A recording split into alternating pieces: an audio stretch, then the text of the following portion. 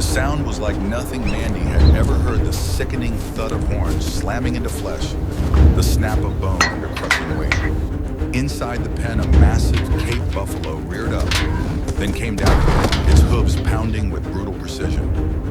Blood darkened the dirt. Paul lay twisted beneath the animal's shadow, gasping for breath that wouldn't come. In that instant, the years of trust, the mornings of quiet feeding the bond he believed unbreakable, all of it vanished, replaced by a raw truth: the wild had come back, and it had no mercy. Welcome to True Animal Terrors, where real danger meets real stories. Don't look away. Paul Macdonald was 47 years old, a father, a husband, and a man rooted deeply in the soil of his rural town of Moyu, tucked into the rolling green sweep of King Valley in northeastern Victoria, Australia. It was the kind of place where morning mist clung to the vines, where tractors rumbled down the same narrow roads that kangaroos bounded across, and where life unfolded with the patient rhythm of the seasons. Neighbors knew each other by name, and a wave from across a fence meant more than a polite gesture. It was a mark of belonging. Paul was known for his calm presence, his generosity, and the way he avoided fuss. With his wife Mandy and their teenage son, he had built a quiet life on their property, away from noise and drama. But what set him apart from other farmers, most of whom raised cattle or sheep, was his devotion to something far more unusual: a rescued Cape buffalo. Towering, thick-necked, and built with the raw strength of the African plains, this bull was no ordinary farm animal. Paul had taken it in as a young calf and raised it for over 9 years, tending to it every day, with the same steady commitment others might give a family pet. To Paul, the buffalo was more than livestock. It was a companion, a creature he believed he understood. He had watched it grow from a wary, gangly youngster into a massive, muscled adult, its curved horns sweeping outward like blackened scythes. It had been fed by hands scratched behind the ears and spoken to in the quiet moments of sunrise. Paul trusted it. He believed that familiarity, time, and care had bridged the gulf between wild instinct and domestic safety. But beneath that trust lay an unyielding truth every wildlife expert knows: no matter how long a wild animal lives in captivity, its primal instincts remain. They don't fade with years, they don't soften with affection, and they don't bow to human love. A Cape buffalo is among Africa's most dangerous animals, responsible for more fatal attacks than lions, and even one raised by hand can turn in an instant. Wildlife biologists have long warned that male buffalo, especially during the height of breeding season, become dangerously territorial. Their surging testosterone can flip calm behavior into explosive aggression without warning. They'll see rivals everywhere: other males, vehicles, even the very humans who raise them. A mature bull can weigh well over 1,000 pounds, its hooves able to crush bone, its horns engineered by nature for one purpose: to drive through flesh and muscle with lethal force. Most facilities that keep such animals enforce strict safety rules, reinforce barriers, limited contact, and isolation during the breeding period. Paul's enclosure, however, was just a sturdy rural fence, fine for ordinary days, but perhaps not for a fully charged buffalo in a hormonal storm. Still, Paul had entered that pen hundreds of times before without incident. The routine was part of his life, and routine breeds comfort and blindness. A shift in the animal's stance, the faint narrowing of its eyes, the subtle turn of its head toward him, these were warnings a professional handler might catch. But for Paul, who saw the buffalo through the lens of trust, they were just movements. It was Wednesday morning, April 17, 2019. The town was waking under a pale autumn sun, the grass damp with dew. Paul stepped out of the house, boots crunching softly as he crossed the yard. Coffee in hand, he made his way toward the enclosure.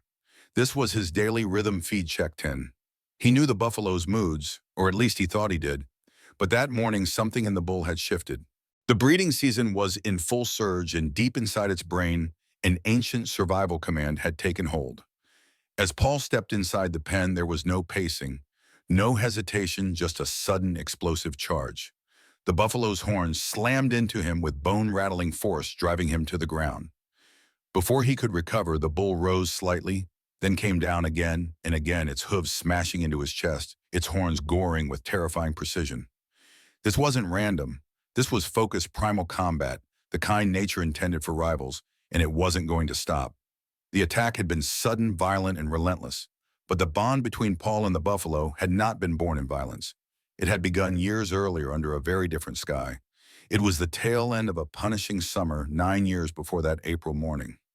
The King Valley was in the grip of a drought that had baked the soil into a brittle crust. The pastures were the color of sun-bleached bone, the air dry enough to crack lips. Paul had been mending a section of sagging fence along the edge of his property.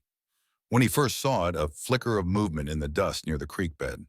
At first he thought it was a stray cow, or maybe a kangaroo caught in wire. But as he walked closer, he saw the shape was smaller than a cow, heavier through the shoulders, its hide a deep mud-dark brown. It was a calf barely a few months old with horns no longer than his thumbs. Its legs trembled as it tried to stand, then buckled again. Paul crouched down, careful to keep his shadow from falling over the animal. The calf's eyes rolled toward him wide and glazed a mix of fear and exhaustion. Its ribs stood out sharply under the hide, and when it exhaled, the sound was dry, almost brittle, like wind moving through dead grass. Something had happened upstream. Paul would later learn that a transport truck carrying exotic livestock had overturned on a rural back road 2 nights earlier. Several animals had escaped, most recaptured, but a few unaccounted for. This calf had probably wandered for miles in the wrong direction, away from the main road toward the sparse shelter of the valley. It could have died there alone, too weak to find water. Paul glanced toward the horizon. There was no sign of other people, no sound but the clicking of cicadas. He pulled off his work shirt and draped it gently over the calf's head, murmuring in the low, steady tone he used with skittish cattle. The calf flinched at first, muscles bunching under the cloth, but didn't try to run. "You're all right, mate," Paul said quietly. "Let's get you sorted." It took nearly an hour to coax the young buffalo onto a length of tarp so he could drag it toward the ute. Every few minutes, Paul stopped to offer it sips from his canteen. The water dribbled down the calf's chin, but some of it made it past its cracked lips. By the time they reached his yard, the light had gone honey gold and the heat was breaking. Paul guided the calf into a small holding pen, usually meant for injured sheep. Mandy came out onto the porch, one hand shading her eyes. "What on earth is that?" she called. "Lost buffalo calf," Paul answered, reaching through the rails to rub the animal's neck. "Truck accident, I reckon? He won't make it through the night without some help." From that night forward, the calf was part of the Macdonald property. Paul fed it on formula, mixed in buckets, first several times a day, then less as the months passed. He repaired the pen 3 times in the first year as the growing buffalo tested every inch of its boundaries. He learned its moods, the impatient hoof stamping when the feed bucket was late, the low rumbling snorts when magpies tried to perch on its back. There was a strange sort of trust that grew between them. By the second year, the buffalo would follow Paul along the fence line as he walked the paddocks, pacing him step for step. By the 5th, it would nudge at his hand, angling for a scratch just behind the horn base. Paul knew it was still a wild animal. Its eyes never lost that sharp, watchful glint. But in his mind, they had an understanding. He had saved it from dying in the dust, and in return, it allowed him closer than it would have let anyone else. What Paul didn't talk about, even to Mandy, was the time in the 7th year when the buffalo's weight and muscle had truly come in. One evening, startled by a sudden crack of thunder, it had lunged sideways into him. The impact knocked Paul onto his back, the breath driven out of him. For a moment, as the buffalo's shadow loomed over him, he had felt the raw, terrifying truth of its size and strength. But the animal hadn't struck. It had stepped back, swinging its head, snorting into the rain. Paul had laughed it off that night and telling himself it was just a clumsy accident. But the memory lingered, tucked away somewhere in the back of his mind. Ever since then, whenever he stepped into the pen and saw the buffalo, he only saw a shivering calf hidden under his work shirt, never noticing that his thorns had turned into a massive lethal crown.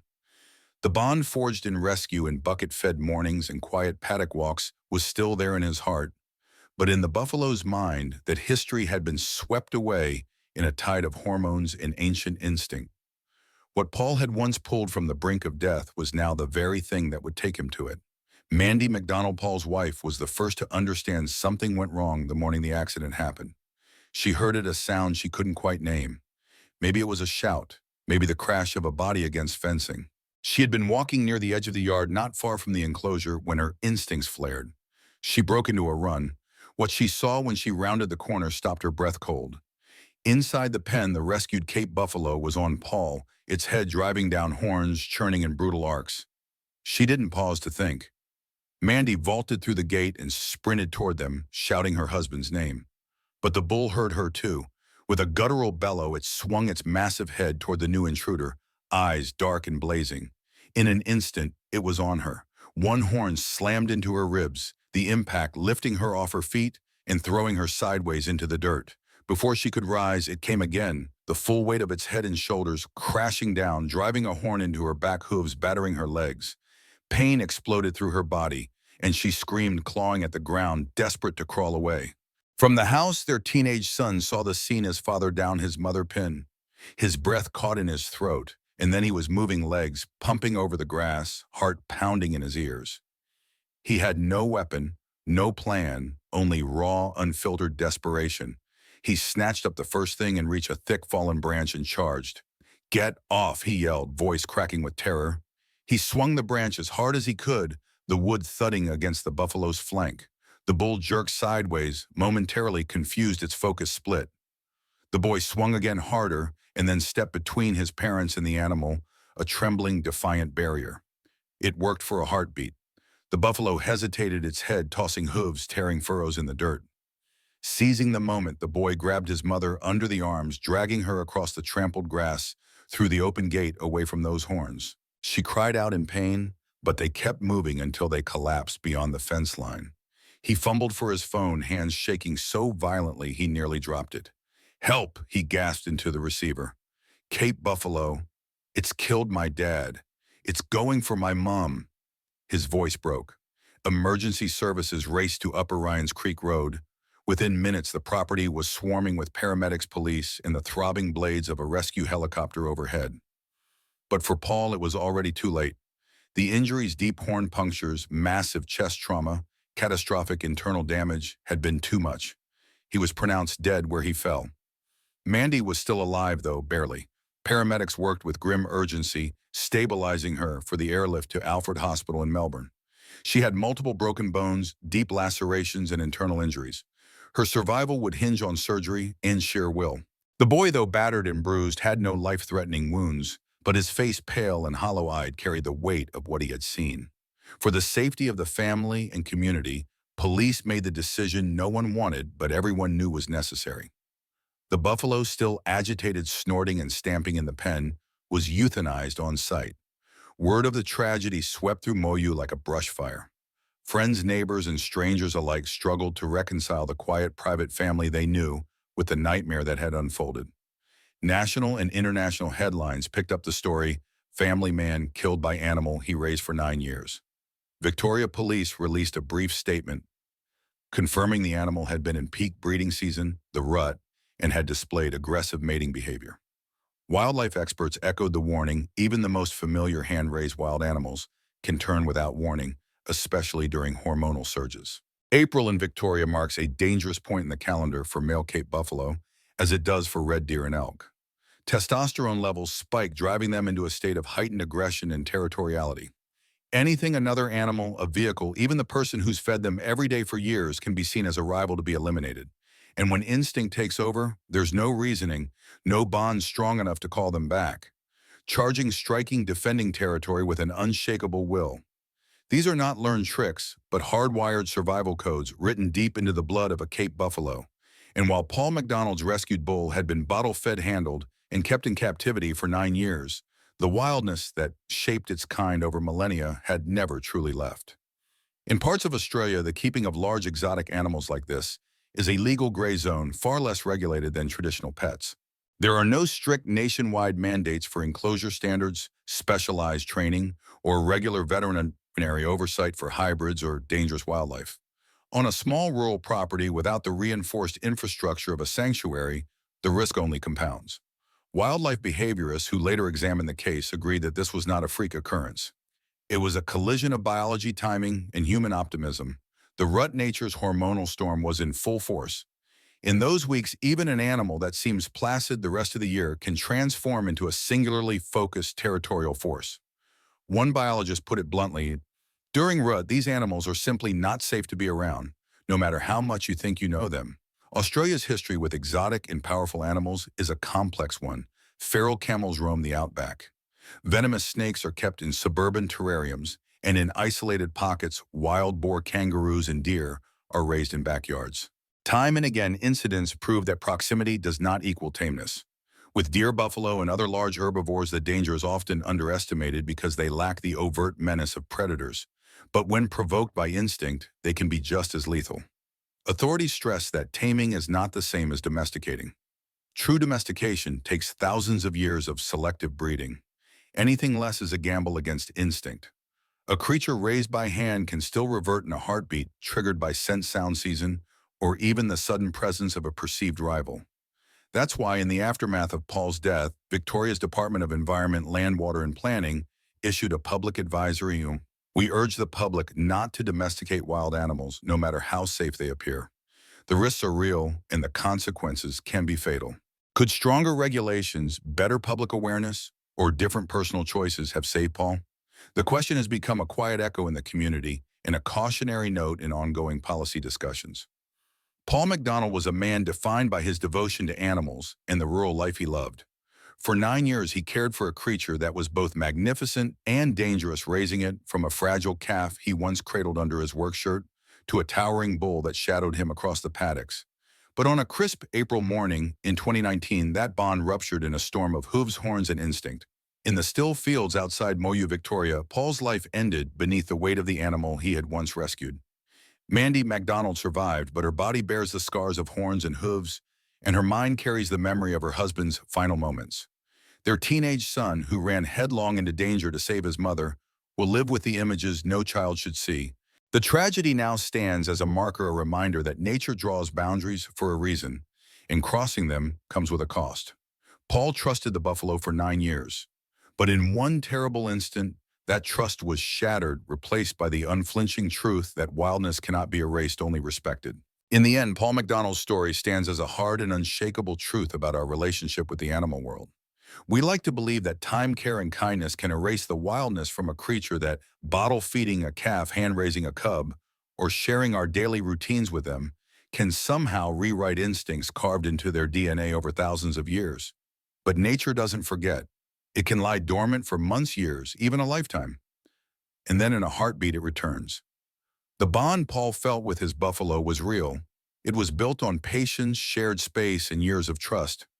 Yet to the animal, that trust was not a shield against instinct. When the surge of hormones came, when the ancient triggers of territory and dominance were pulled, the buffalo responded the only way its kind has ever known, with raw, unfiltered force.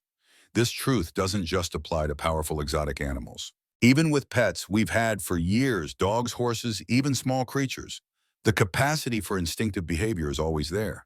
Love can soften, but it cannot rewire nature. That's why respect is just as important as affection. It means setting boundaries, using proper enclosures, and never assuming that past behavior guarantees future safety. Paul's loss is heartbreaking, but if it makes even one person pause before stepping into a risky situation with an animal, if it reminds us all that safety must always come before sentiment, then his story has a purpose beyond grief. Nature deserves our admiration, our care, and our protection, but it also demands our caution. If this story has made you think, please hit subscribe and give this video a like so more people can hear it. And we'd love to hear from you. Do you believe any wild or powerful animal can ever be truly safe to keep, no matter how long it's been raised in captivity? Share your thoughts in the comments below.